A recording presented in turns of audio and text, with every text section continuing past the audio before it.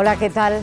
Muy buenas noches. Son las 9:36. Hoy nos hemos pasado 6 minutos de nuestra hora bruja, la hora de la tertulia, otra forma de mirar la actualidad, con más que palabras. Desde hace media hora, en Madrid, Inés Arrimadas y Francisco Igea debaten a puerta cerrada, pero con las cámaras encendidas y están intentando llegar a un acuerdo. Por el momento tienen una hora por delante. En la sede de Ciudadanos, en la calle Alcalá, está Álvaro Lúa. Álvaro, y digo la calle porque estás literalmente en la calle, como el resto de periodistas.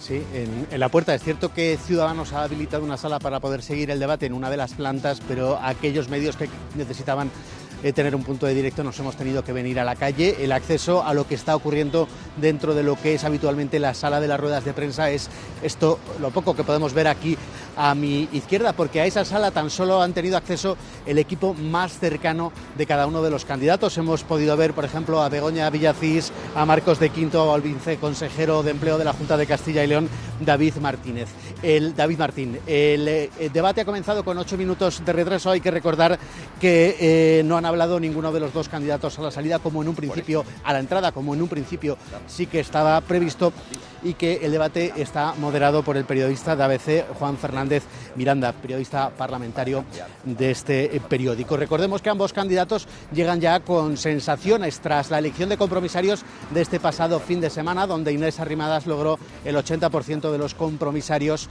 el 14% lo lograron compromisarios independientes, y la candidatura de Francisco Igea tan solo logró 21 compromisarios de los 355 que se van a reunir en asamblea los próximos 15 y 16. Por eso es importante saber cuáles son los plazos, porque este fin de semana se elige en primarias a cada uno de los candidatos, a quién va a presidir el partido y a cada una de sus directivas, pero después lo que tendrán que hacer es debatir cuál va a ser el modelo de partido, y eso lo tendrán que hacer en la asamblea de compromisarios, que tendrá lugar, como decimos, no este fin de semana, que se elegirá a quien presida el partido, sino la semana siguiente aquí en Madrid.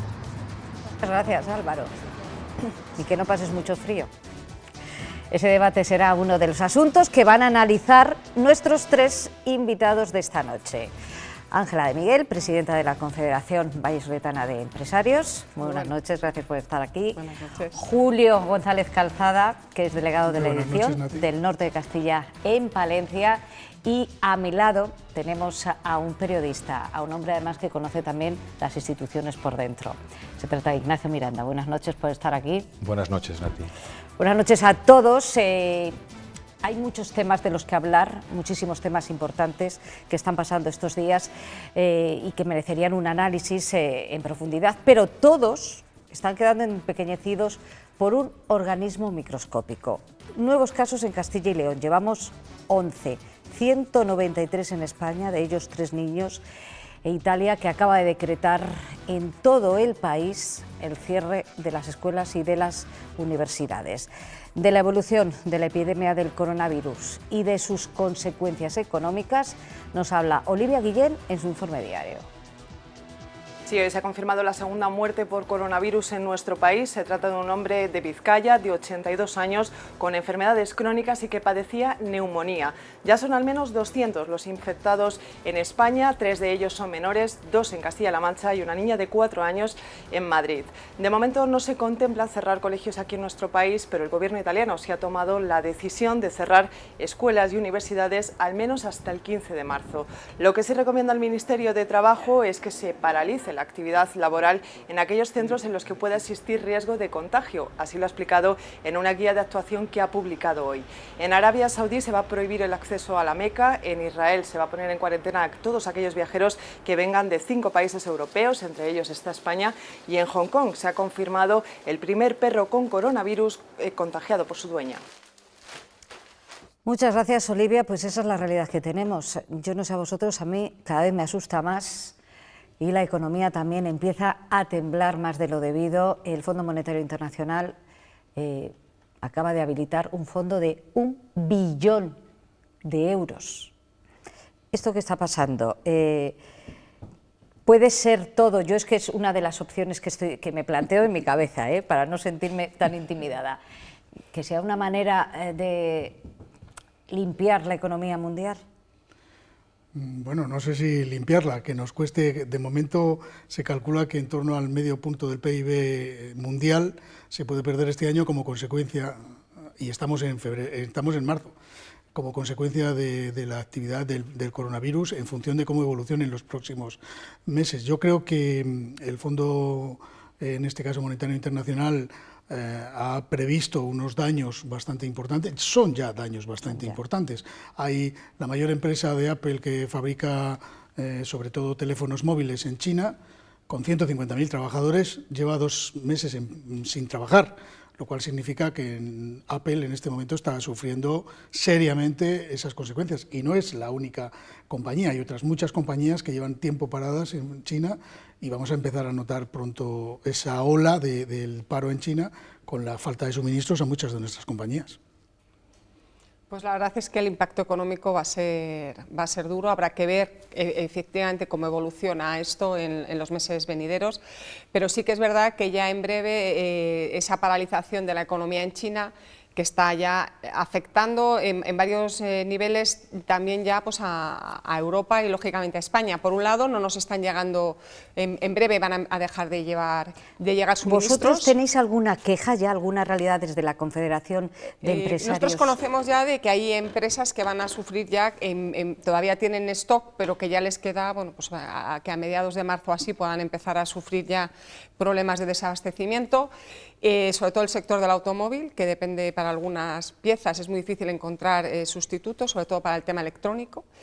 Y luego está también el problema de la bajada de consumo en China, que lógicamente cuando la gente se queda en casa, y en Italia, y lo veremos en España. Entonces, al final, cuando te quedas en casa, consumes mucho menos y eso puede afectar también al consumo de cualquier producto en cualquier zona del mundo, porque es verdad que la gente se está quedando en sus casas. Y a todo esto estamos viendo muchísimas cancelaciones en temas de viajes, ¿no? Con lo cual el sector del turismo también va a ser muy afectado.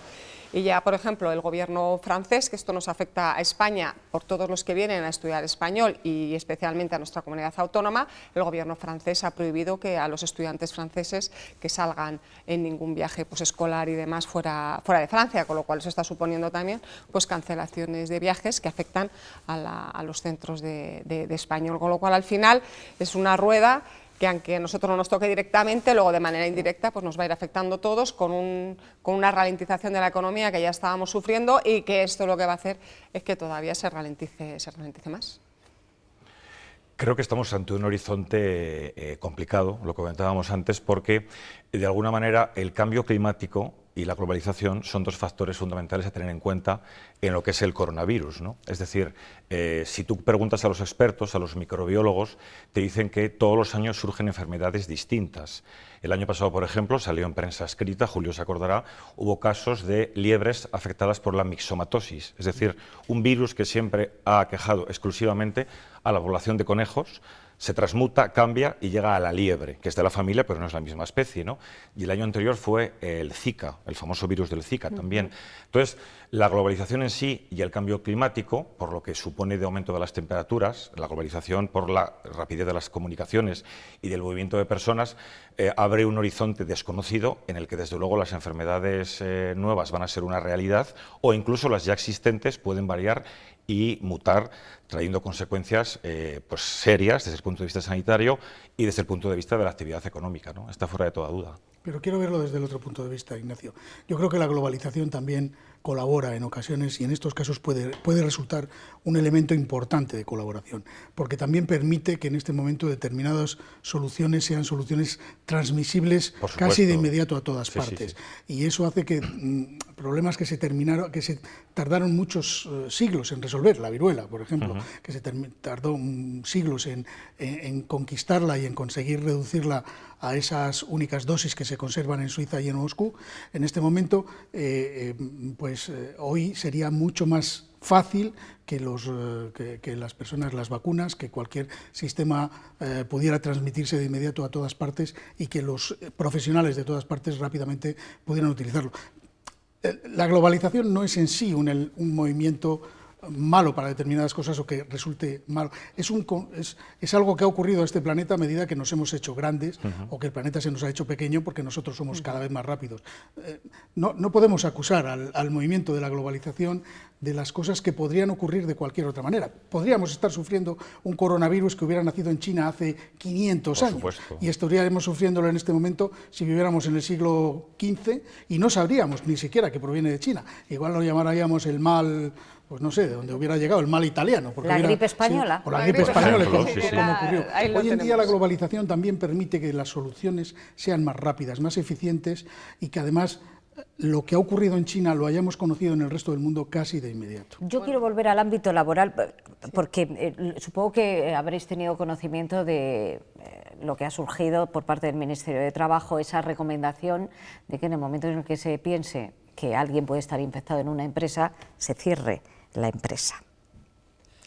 Bueno, pues... ¿Eso qué supone? ¿Quién va a pagar eso?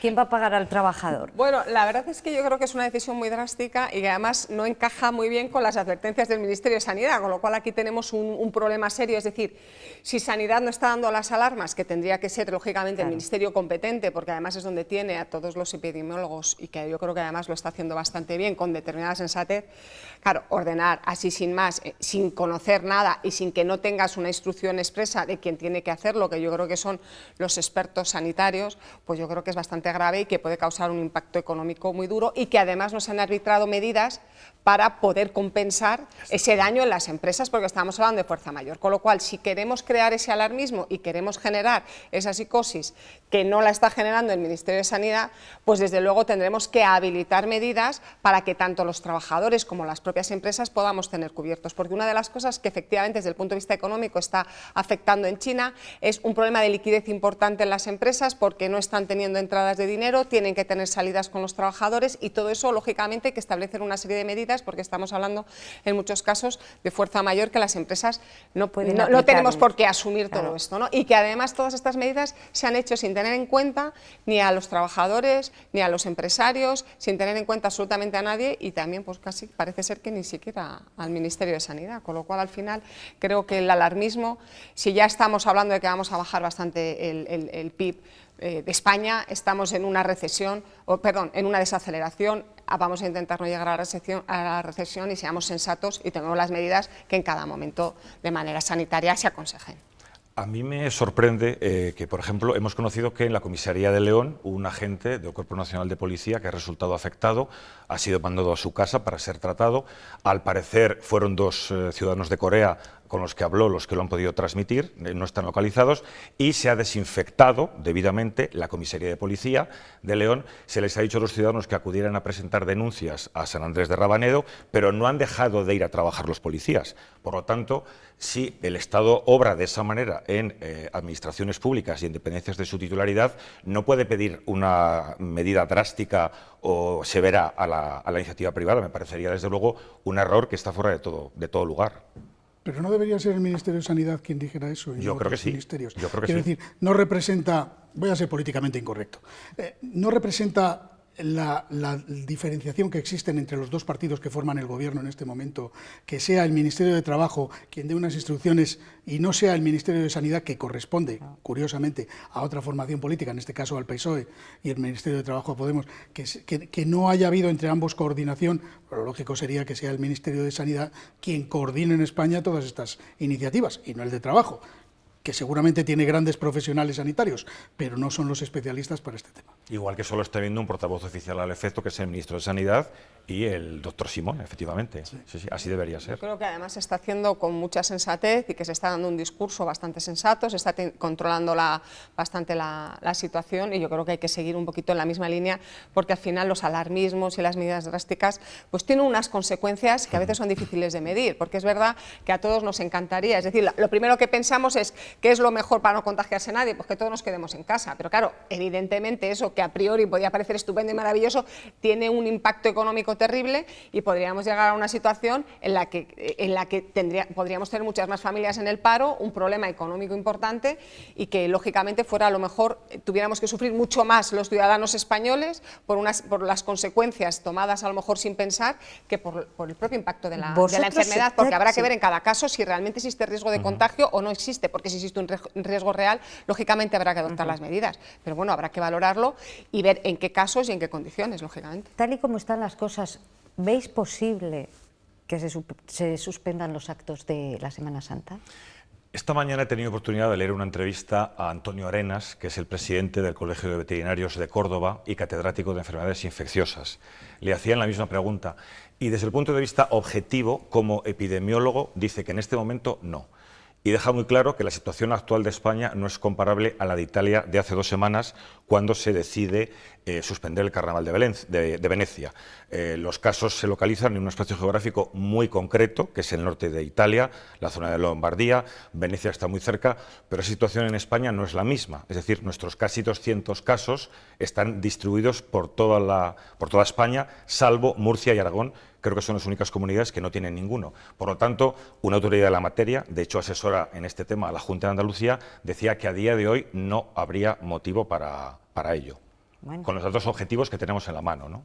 A mí me resulta además, no lo sé, quizá en mi desconocimiento del tema, ¿por qué a partir de una cierta cantidad de personas y no por debajo? Es decir, en el caso de reuniones de más de 1000 personas y no de 800. Partidos de fútbol, la afluencia masiva de... Sí, pero partidos de fútbol de primera división o también los de tercera división regional, donde los juntos que tienen que estar o si tienen que estar más separados entre ellos. Un metro, ¿no? Pues entonces tendremos que ir a separar... Igual ganamos y la gente que se puede, en esos asientos incomodísimos y pequeñísimos de los estadios de fútbol, conseguimos que se hagan más grandes, sean más cómodos. Bueno, dejamos alrededor 1 y 3 libres alrededor, ¿no? Para ejemplo, que no nos toquemos. Y también sería interesante, Nati, que alguien de la Conferencia Episcopal, ahora que hay presidente nuevo, indicará a los fieles qué tienen que hacer en esta Cuaresma con los besamanos y besapiés tan habituales a los Cristos y a los santos en las fechas en que estamos. El besapié a Cristo de Medinaceli será este viernes en Madrid, el de Jesús Nazareno en Valladolid lo mismo. Vas a misa los pocos que vamos, te das la paz, no te das la paz. No, es que habrá que decir algo al respecto para informar a los fieles, ¿no? Sí, y en general normas a lo mejor tenemos que empezar también normas de autoprotección y de sanidad, sí, y normas del comportamiento diario, habitual, como dar 2 besos cuando conoces a una persona, pues a lo mejor saludarte, con la mano, no tocarte, con la mano, simplemente con la mano. Tenemos que empezar a ser más japoneses. Los expertos insisten mucho en lavarse las manos, toser tapándose la boca, y las personas con afecciones respiratorias que sí que salgan a la calle con mascarilla exclusivamente. Claro, sí. Y luego no tocarse la cara, ¿no? Que dice que se contagia mucho por la zona de la cara. Entonces que intentemos, que es complicado, pero que intentemos no tocarnos la cara con las manos. Está claro que es difícil estar tranquilo, incluso para alguien con tanto temple como Nieto. Yo creo que hoy le hemos atragantado la cena. Es verdad, Natividad, iba a cenar.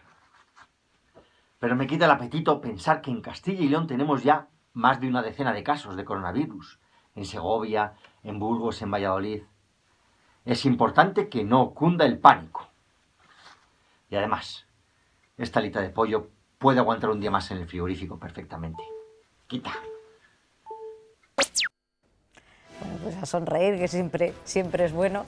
El que yo creo que tiene que estar para pocas sonrisas es el Ayuntamiento de Valladolid, que puede tener un problema si finalmente cunde el ejemplo de un juez que considera ilegal una multa impuesta a una conductora que fue cazada por una de las cámaras colocadas en los semáforos. El juez se queda a gusto, enumera un largo listado de incumplimientos legales que comete el ayuntamiento con estas multas. La sentencia, la verdad es que es para leerla, uno tiene la sensación de que el juez ha sufrido en sus propias carnes lo que es las multas de uno de estos radares, esos que dicen que son un abuso de poder prácticamente. ¿Qué opináis de esa sentencia? ¿Qué creéis que se puede extender y que puede aplicarse? ¿Podemos ir todos ya a reclamar a los juzgados para que nos devuelvan? Por lo que he podido leer al respecto, el juez sobre todo se fija en una posible situación de indefensión de la persona multada, porque automáticamente se le pide que identifique al conductor del vehículo en ese momento. Es decir, sería más una situación de indefensión formal que un error. Y luego en el fallo percibo algo que me llama mucho la atención. Claro, habla de la imposibilidad de establecer un mecanismo metrológico, pero no estamos hablando de un cinemómetro que mida la velocidad. Es un radar que observa si te saltas o no el semáforo en rojo. Por lo tanto, o está verde, o está ámbar, o está rojo. Ahí la velocidad es secundaria. Pero bueno, estamos en la polémica de siempre, es decir, ¿el radar se pone para recaudar o se pone como elemento disuasivo para, de alguna manera, afianzar la seguridad vial, ¿no? Los que hemos trabajado en ayuntamientos y en local mucho tiempo lo sabemos, ¿no? Yo lo que creo es que, en todo caso, si ha habido realmente una situación de indefensión que pueda perjudicar a cualquier ciudadano y automáticamente se le conmina a que pague la multa prácticamente sin poder presentar un recurso, lo normal es defender sus derechos y acudir a los tribunales, evidentemente. ¿Cuánto es esta multa? 200 euros, ¿no? me parece. Y 4 puntos de carnet. carnet. Y cuatro puntos. Es un... Y la resta de 4 puntos del carnet, que es una cantidad importante, posiblemente. Estoy de acuerdo. Yo creo que si se produce un caso de indefensión por parte de la persona, yo recibí hace algún tiempo una multa parecida de ese tipo, que finalmente se retiró por un error, se trataba de un error administrativo, y efectivamente el sistema conmina de inmediato a que identifiques a la persona que conducía en ese momento. Y bueno, puede ocurrir tal caso. No he tenido capacidad para leer toda, pero sí es verdad que tengo la sensación de que al juez también le ha pasado alguna vez. Yo os recomiendo que la leáis porque dice que incluso que se amenaza a la conductora, que esas formas de amenazar, que o paga enseguida o va a tener que pagar el doble. Bueno, hay varias sentencias ya con el tema de los semáforos en rojo, porque está la duda de que en qué momento empiezas a pasar, si cuando está ámbar, cuando está rojo, o claro, porque tú cuando lo ves, cuando estás pasando puede estar en rojo, pero cuando tú ibas a pasar podía estar en ese momento en ámbar, y a veces, bueno, pues que sí que es verdad que técnicamente dan problemas los de semáforos en rojo, que ya ha pasado en otros sitios. Y luego sí que es verdad que también en ese mismo sentido cada vez hay más sentencias diciendo que no se le puede obligar a nadie a identificar al conductor, como muchas veces lo estamos viendo, que por ejemplo el Ayuntamiento de Arroyo de la encomienda pues sancionaba directamente en muchos casos pues por no identificar al conductor, que en muchos casos la multa era más alta que la multa de exceso de velocidad, con lo cual bueno, pues también recaudaban más por esta vía. Y también se hace referencia a que no está advertida la presencia del radar, lo cual es preceptivo desde el punto de vista legal. Tú que has trabajado en el ayuntamiento, ¿se recauda mucho con estos semáforos? Era un tema que pedíais con una frecuencia pasmosa. No sé, a mí me daban unos datos, yo me limitaba a transmitiroslos, por supuesto sin ninguna manipulación y sin ningún maquillaje. No, sí que se recauda, pero yo creo que a la hora de la verdad, desde el punto de vista global, si analizas ese porcentaje es muy reducido. Ahora, creo que evidentemente tiene que haber medidas activas. Sí, bueno, claro. De seguridad vial en las ciudades, y el radar es necesario, tanto de velocidad como de semáforos en rojo, ¿no? Sí, por supuesto. Nosotros ponemos semáforo en rojo ahora, paramos, volvemos en nada, en un par de minutos.